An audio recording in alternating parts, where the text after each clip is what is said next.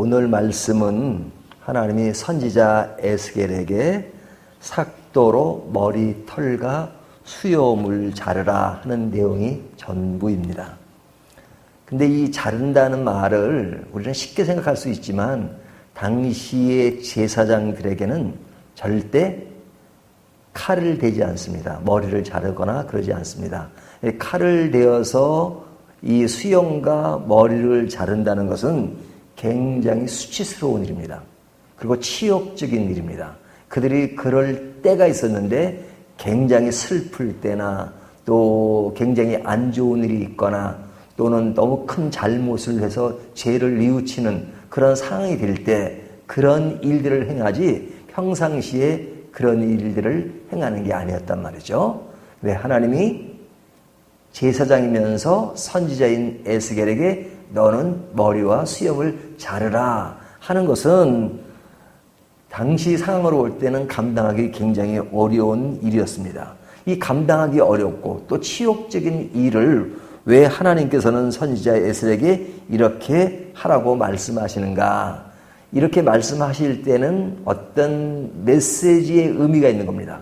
말로 전하는 메시지가 있지만 어떤 행동을 통해서 상징적으로 보여지는 메시지가 있었단 말이죠. 그래서 이 오늘 메시지는 어제 본문에 이어서 첫 번째 너는 이렇게 행동하라, 두 번째, 세 번째 행동을 요구하시고 네 번째 행동을 요구하시는 겁니다. 너의 그런 행동을 통해서 하나님이 이스라엘 백성들에게 전하고 하는 메시지가 있었던 것이죠.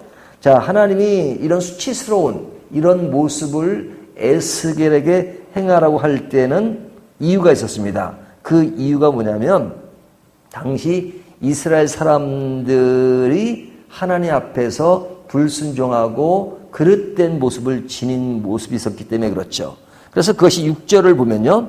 그가 내 규례를 거슬려서 이방인보다 더 악을 행하며 내 율례도 그리함이 그를 둘러있는 나라들보다 더하니 이는 그들이 내 규례를 버리고 내 율례를 행하지 아니하였음이니라. 그러죠. 자, 그들이 악을 행한다. 규례를 행하지 않는다. 그 행하지 않는 정도가 그 옆에 이방인들보다 더하다 그랬습니다. 사실 그 당시 이방인들은 사람 취급을 안 할 정도로 굉장히 아주 우습게 생각하던 시대입니다. 그런데 그 이스라엘이 범죄한 그 모습이 그들보다도 못하다, 더 악하다 이렇게 말하는 겁니다. 그래서 그 이야기가 7절 그러므로 나 주 여호와가 말하노라 너희 요란함이 너희를 둘러싸고 있는 이방인들보다 더하여 내 율례를 행하지 아니하며 내 규례를 지키지 아니하고 너희를 둘러 있는 이방인들의 규례대로도 행하지 아니하였느니라. 그러니까 이방인들 수준에서 봐도 이게 자격 미달이다 이거죠.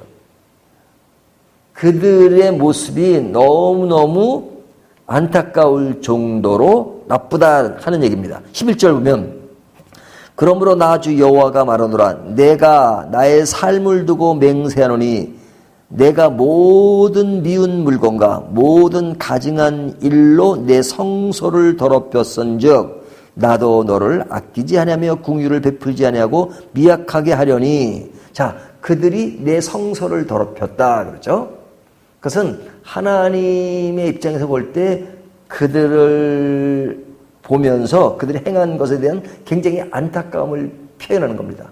그들이 뭐 성전을 찾고 성전을 그리워하는 마음이 있지만 그러나 그들이 행한 그런 모습을 보면 정말로 성소를 더럽히는 그런 것에 대해서 하나님은 어떻게 그 마음을 표현하시는 거예요? 11절을 다시 보면 뭐라고 말씀하셨어요? 너희가 성소를 더럽혔은즉 나도 너를 아끼지 아니하며 나도 너희를 아끼지 않겠다. 궁유를 베풀지 아니하며 미약하게 하려니.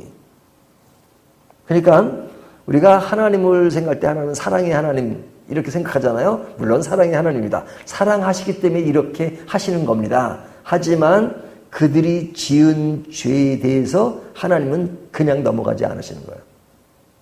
그래서 하나님은 모든 것을 분명히 하십니다. 그리고 이런 것을 싫어하시는 거예요. 13절을 보면 이와 같이 내 노가 더한즉 그들을 향한 분이 풀려서 내 마음이 가라앉으리라. 내 분이 그들에게 다한즉 나 여호와가 열심으로 말한 줄을 그들이 알리라. 여기 보면 하나님이 노가 더한즉, 그렇죠? 하나님이 분노하시고 하나님이 화를 내세요. 언제? 그들의 죄가 너무너무 안 좋게 나타날 때.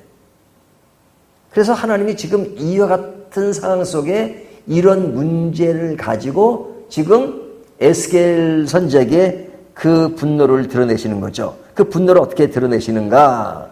앞으로 가면요, 2절을 보면 에스겔에게 명령을 하십니다. 뭐라고 명령하시냐면 1절, 너 인자야, 너는 날카로운 칼을 가져다가 삭도로 삼아서 내 머리털과 수염을 깎아서 저울로 나누어 두라. 자, 아까 말씀드린 것처럼 이 머리와 수염을 깎는 것은 굉장히 치욕적인 것이죠. 그 치욕적인 것에 뭘 두라 그러면 저울을 두라 그래요. 저울. 이 저울이라고 하는 것은 정확한 것을 재는 거잖아요. 그러니까 하나님의 심판이 아주 공정하고 정확하게 너희를 심판하겠다는 말입니다. 그래서 그 저울을 가지고 어떻게 하느냐. 2절, 그 성읍을 에워싸는 날이 차거든 너는 터록 3분의 1은 성읍 안에 불사르고 3분의 1은 성읍 사방에 칼로 치고 또 3분의 1은 바람에 흩으라. 내가 그들을 따라 칼을 빼리라 그러죠. 자, 2절에 보면 그가 자른 그 수염과 머리털을 어떻게 하냐. 정확하게 3분의 1을 재라는 겁니다. 3분의 1은 성 안에서 불사르고 그 다음에 3분의 1은 성읍 사방으로 칼로 치고 그 다음에 3분의 1은 바람에 흩날리라. 이렇게 말씀하십니다. 그러니까 정확하게 재서 그렇게 하리라 하는 겁니다. 자, 이와 같이 하게끔 하는 이유가 뭐냐? 그 설명을 5절부터 17절까지 하는 겁니다. 그러니까 5절부터 17절까지는 그렇게 하라는 그 내용을 지금 해석을 해서 말씀해 주는 거예요. 그 해석이 뭐냐? 5절을 보면요. 나 여호와께서 이와 같이 이르시되 이것이 곧 예루살렘이라.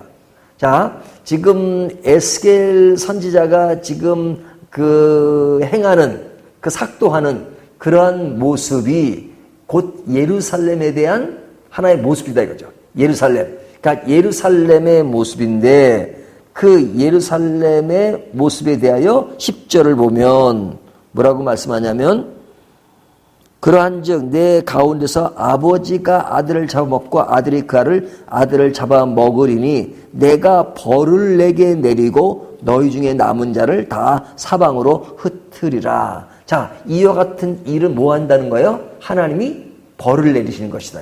벌을 내리시는 것이다. 그러니까 지금 이 앞에 설명한 것은 벌을 내리는 거예요. 어떻게 내리느냐?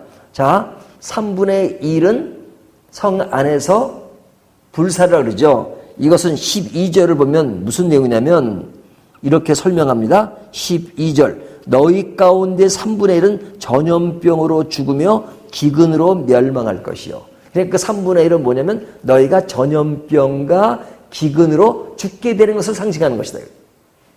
그러니까 그들에 대한 심판을 얘기하는 거죠. 또 3분의 1은 12절 이어서 보면요. 3분의 1은 너희 사방에서 칼로 엎드러질 것이며, 그러니까 칼로 엎드러진다는 것은 칼로 죽는다는 거죠. 전쟁 중에 그러던 칼로서 죽임을 당할 것이다 하는 말씀이죠. 그 다음에 이어지는 말씀 3분의 1은 내가 사방에 흩어버리고 또 뒤를 따라가며 칼을 베리라. 그러니까 흩어진다. 그러니까 너희가 그것을 쫓겨난다 하는 말씀이죠. 다른 곳으로 이렇게 퍼지게 된다 하는 말씀입니다. 자, 그러니까 산수 잘 아시죠? 산수 9라는 숫자가 있습니다. 예를 든 겁니다. 예를 9라는 숫자의 3분의 1은 몇 개죠? 3이죠. 3분의 1은 지금 전염병과 기근으로 죽어요. 3분의 1은 칼로 엎드러지는 건 죽는다는 얘기죠. 그 다음에 사방에서 흩어지는 것이 마지막 3분의 3이에요. 그런데 그들도 여기 보면 죽게 된다 하는 말씀을 하고죠. 그 뒤를 따라 칼을 베리라 그러죠. 자, 자, 그러면 지금 심판, 벌을 받는 사람이 몇 프로입니까? 몇 프로가 지금 벌을 받는 거예요? 3분의 1이 3개면 몇 프로예요? 3분의 1은 33.33%잖아요. 근데 이제 요 세 가지가 다 벌을 받으면 100%죠. 100%가 벌을 받는 것입니다. 그러니까 그 100% 벌을 준다는 말씀을 하실 때 내가 저울로 정확하게 재서 너희를 심판한다 이렇게 말씀하시잖아요. 그러니까 너희 모두를 심판하겠다 하는 말씀입니다. 그러니까 그들이 심판하는 모습이 얼마나 수치스럽고 치욕적인 것이냐 하는 것이 제사장이며 선지자인 그 사람이 칼을 대서는 안 되는데 칼을 대어서 머리와 수염을 자르는 것처럼 그 수치스러운 일들이 너희 예루살렘에게 이루어질 것이다 하는 겁니다. 근데 그 이루어진다는 이야기 가운데 자꾸만 그 거론하시는 말씀이 뭐냐면 이방인들의 모욕거리가 될 것이다. 자, 이스라엘 백성들은 다른 사람들에게 어떤 모습을 알려면 자기들은 하나님을 믿는다 그래요. 그리고 하나님을 믿지 않는 이방 사람들을 굉장히 무시해요. 근데 하나님을 믿는 사람들이 그 하나님에 의해서 벌을 받아요. 벌을 받는 정도가 3분의 1은 전염병과 기근으로 죽고 3분의 1은 흩어지고 3분의 1은 칼로 죽고 하는 모습을 보면서 뭐라고 생각하겠어요? 야, 너희들은 하나님을 믿는다는데 하나님에서 이렇게 벌을 받고 완전 심판을 했다는 것은 너희가 믿는 그 하나님은 누군 것이냐. 자, 그런 모습이 보여주면 누구가 수치스러운 거예요? 이스라엘 백성들이 굉장히 수치스러운 거죠. 하지만 이스라엘 백성들만 수치스러운 게 아니에요. 하나님도 모욕을 당하죠.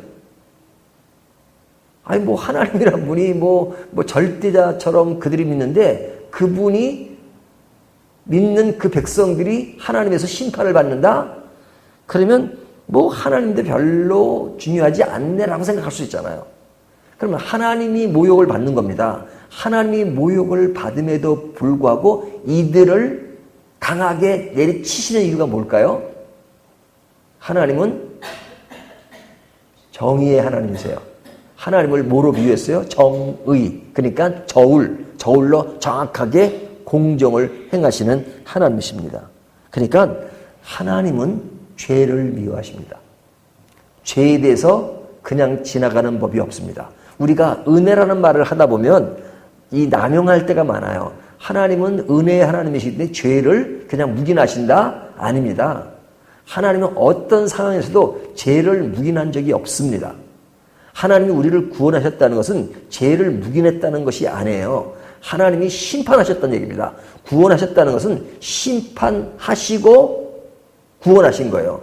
그 죄를 심판하시기 위해서 예수님이 십자가에 못 박히셨잖아요. 못 박히는 그 대가가 얼마나 큰 대가인 줄 아십니까? 그 대가를 지불하시고 우리를 사랑하시고 은혜로 용서하신 것이지 그 대가를 없이 그냥 괜찮다라고 말씀하신 것이 아닙니다. 우리의 입장에서 보면 은혜로 구원받은 것을 기쁘게 생각하지만 하나님은 그 은혜를 주시기 위해서 얼마나 많은 큰 대가를 지불하셨는가. 그것을 생각하지 못한단 말이죠.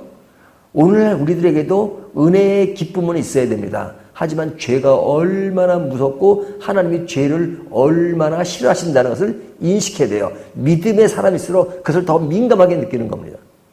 은혜 아래 있다서 죄를 그냥 모르는 것이 아니고 죄에 대해서 더 깊이 생각해요. 하나님은 나를 은혜로 구원하셨는데 내가 죄의 길로 자꾸 간다면 이것은 하나님이 원하는 바가 아닌데 내가 은혜의 감격과 기쁨을 모르는 행위구나 하기 때문에 죄에서 민감하고 하나님 나는 부족합니다라고 고백한단 말이에요. 그래서 은혜를 많이 받은 사람일수록 하나님 앞에 뭐라고 고백을 해요?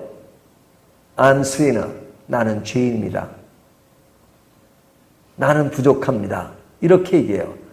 은혜 받은 사람이 나는 모든 것이 다 은혜 받았으니까 나는 뭐든지 괜찮아. 난 죄인도 아니고 의인이야. 나는 잘났어. 그러면 하나님의 은혜를 모르는 것입니다. 왜? 내 구원이 나의 공로와 의지와 내 노력으로 된 것이 아니기 때문에 내가 잘난 것으로 된 것이 아니기 때문에 100% 하나님의 은혜로 된 것이기 때문에 그럴 수밖에 없는 겁니다. 그래서 하나님은 죄에 대한 이야기를 할 때 너무너무 분명하게 말하세요. 로마서에도 보면 죄에 대한 문제를 할 때 모든 사람이 죄를 범하였음에 하나님의 영광에 이르지 못한다. 이렇게 말씀하잖아요. 죄의 삭은 사망이라고 너무너무 분명히 말씀하십니다. 오늘 말씀을 통해서 죄에 대해서 하나님의 확고한 의지를 말씀하고 계세요.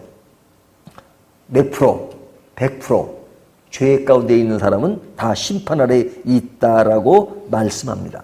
근데 이제 오늘 본문을 이렇게 보면 죄 가운데 있는 심판이 얼마나 무섭다는 이야기를 하시지만 하나님의 사랑은 그냥 몽둥이를 두시고 사람을 치는 것이 하나님의 목적이 아니세요.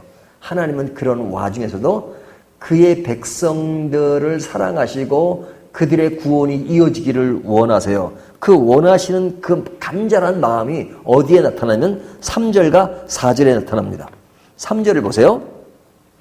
너는 터럭 중에서 조금을 내 옷자락에 싸고 그 조금 싼 것 중에서 또 그 가운데 얼마를 불에 던져 사려라. 그 속에서 불이 이스라엘 온 족속에게로 나오리라. 자, 이것이 뭐냐면 그 조금의 그 남은 것, 그것을 통해서 하나님은 뭘 하신다는 거예요? 용서하시고, 그렇죠? 그리고 그들을 다 심판하는 것이 아니라 하나님이 구원하신다는 것을 이야기하는 거잖아요. 그러니까 이 조금이란 말이 굉장히 중요합니다. 조금이란 말. 그러니까 이 조금이란 말을 다른 말로 표현하면 남은 자들을 이렇게 말할 수 있죠. 하나님의 남은 자들. 그러니까 이 남은 자들에 의해서 심판 아래 있는 그 나라가 새롭게 지속될 수 있는 거예요. 그러니까 이것을 얘기하면 참 우리에게 도전을 많이 주는데요. 그것이 뭐냐면, 자, 오늘날 우리 시대를 봅시다. 뭐 시대뿐만 아니라 지금까지 지나온 역사를 보면, 자, 하나님을 믿는다는 모습이 정말 제대로 믿는 것일까? 전체를 보아도 진실은 너무 외면당하고 있고, 불의가 지배하고, 뭐 믿지 않는 사람들은 뭐 당연히 그럴 수밖에 없지만 믿는 우리들의 모습을 보아도 정말로 그 교회의 흐름이, 우리의 시대의 흐름이 너무나도 진리에서 멀어진 측면이 많잖아요. 그것을 보면 야, 이것이 희망이 없다라는 생각이 들 때가 있단 말이죠. 교회가 타락하고 매스컴에 나오는 이야기들을 보면 너무너무 이게 교회가 어떻게 가고 있는가, 이게 진실한 교회 모습인가, 이것이 일부만 그런 것이 아니라 전체가 타락한 모습 같고, 그래서 희망이 없고 이제는 끝난 것 같고 이제는 더 이상 그런 가망이 없어 보이잖아요. 하지만 하나님은 그런 와중에도 소수의 사람들을 통해서 그러한 그 진리가 유지되고 있다는 것을 보여주고 있습니다. 그러니까 하나님의 진리는 소수의 사람들에 의해서 지켜지고 있는 겁니다. 소수의 기도하는 사람, 지금 이 시간에도 잠자는 사람들이 더 많아요. 그래도 이 시간에 소수지만 이렇게 나와서 기도하고 말씀을 나누는 이 소수가 결국은 외적으로는 소수고 몇 사람 되지 않지만 이 소수에 의해서 다수가 지켜지고 있는 것입니다. 그러니까 우리에게 소수는 너무너무 중요한 겁니다. 한 사람 한 사람이 중요하고 한 사람의 기도가 그렇게 중요한 거예요. 왜? 사람들이 볼 때는 아예 한 사람이니까 별 볼 일 없이 보이지만 역사는 그 소수에 의해서 바뀐 것입니다. 그런 말씀을 오늘 본문에서 하고 있잖아요. 이 소수가 얼마나 중요하냐. 내가 소수로 살아가는 것을 너무 안타깝게 생각하지 말고, 나는 그렇게 살아가는 게 고독이고 외롭고 쓸쓸할 때가 있지만 그 고독과 그 소수에 의해서 다수가 지켜지고 있다는 것을 생각하면 결코 이 소수를 가볍게 생각할 수 없는 것입니다. 역사는 소수에 의해서 만들어질 것입니다. 오늘 이 말씀을 가지고 우리의 소수가 얼마나 중요한가 라는 것을 생각하면서 조금에서 희망을 볼 수 있는 저와 여러분이 되시기를 주님의 이름으로 축원합니다.